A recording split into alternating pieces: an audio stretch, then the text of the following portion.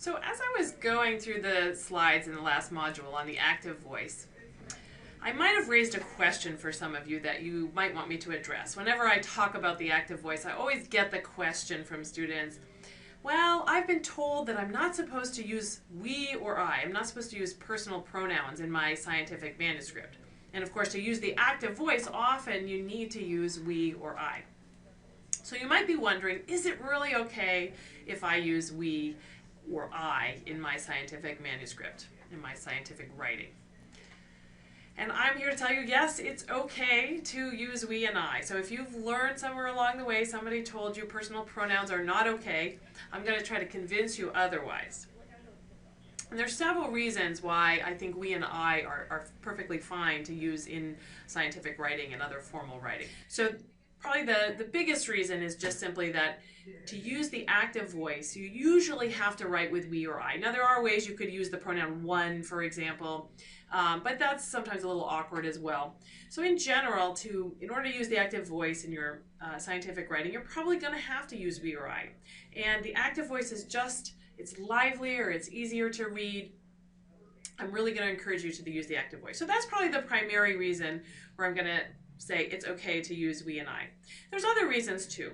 So another reason why I think it's okay is that the reason I think this prohibition against first-person pronouns probably crept in is there was this idea that somehow if you take the we or I, you take yourself out of the manuscript, that it would somehow lend the manuscript objectivity.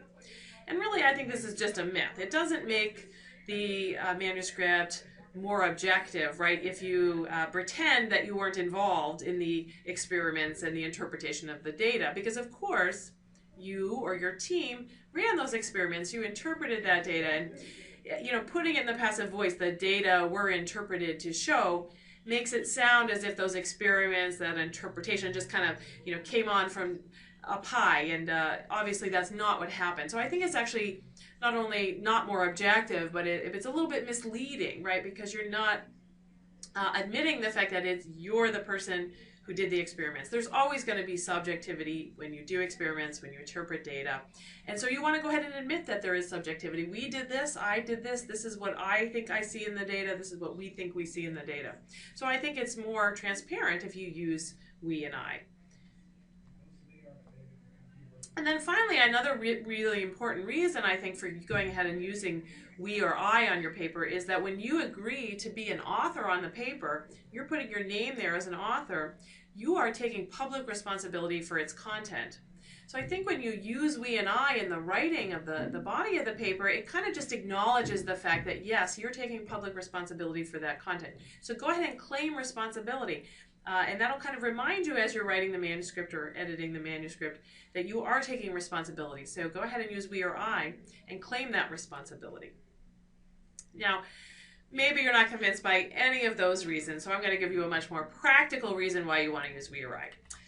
And that's simply that this is what journals actually want you to do. So journal editors recognize that the active voice is much easier to read, and they want people to read their magazines, their journals. So the style guidelines for many journals actually explicitly will tell you to write in the active voice. So let's go, for example, to the style guidelines from Science magazine. They say right there, use the active voice when suitable, particularly when necessary for correct syntax. For example, to address this possibility, we constructed a Lambda Zap library. So you can see that they're actually directly telling you to go ahead and use we or I.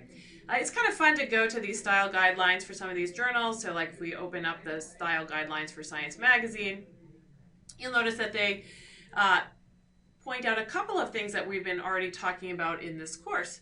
So when they're telling authors how they want you to write, they say things like avoid jargon, which we talked about last week. Use the active voice, use we. They tell you to write concisely, use even though rather than in spite of the fact that, exactly what we talked about last week. So editors of journals really do want you to write in this way.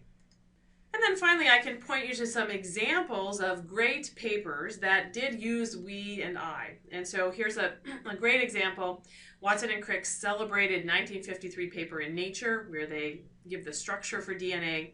The very first sentence of that paper begins, we wish to suggest a structure for the salt of deoxyribose nucleic acid. So they start right off with the we. And this is a great paper to look at if you have a chance. I've put the link in here. This is a very famous paper, obviously because the scientific discovery is so important. But not only that, it's a very well written paper.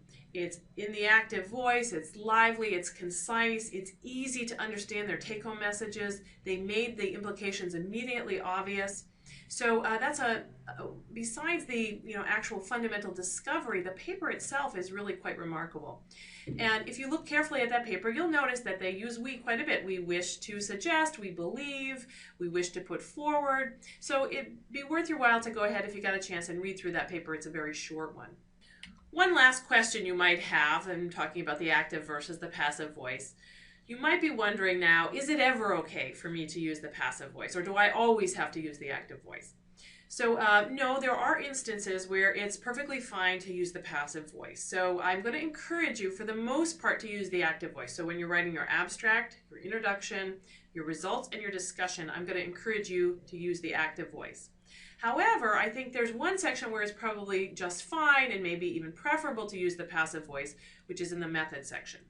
So the passive voice definitely exists in the English language for a reason, and so there are instances where it is okay to use it. And I think in scientific writing, probably the method section is the best example. So I would tell you it's fine to use in the method section for a couple of reasons. So one reason is that in the method section, it's actually more important what was done. The action and the object of the verb is actually more important than who did it. We don't really care that you, the experimenter, did it. We know that from the fact that you're on the paper. But for the method section, which is supposed to read kind of like a recipe and tell you exactly what was done, the what was done part is the important part. So the passive voice actually emphasizes that by putting the object first. So that's one reason.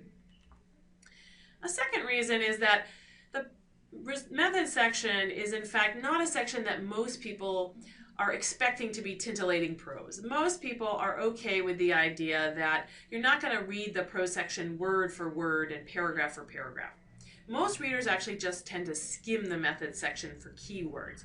So they're not expecting it to be the most exciting prose, and it's probably not worth your time to make that section the most lively. You can assume that your reader's not going to really sit there and read it as prose. They're going to kind of skim it. So putting it in the passive voice then isn't so bad because it doesn't have to be the best prose ever.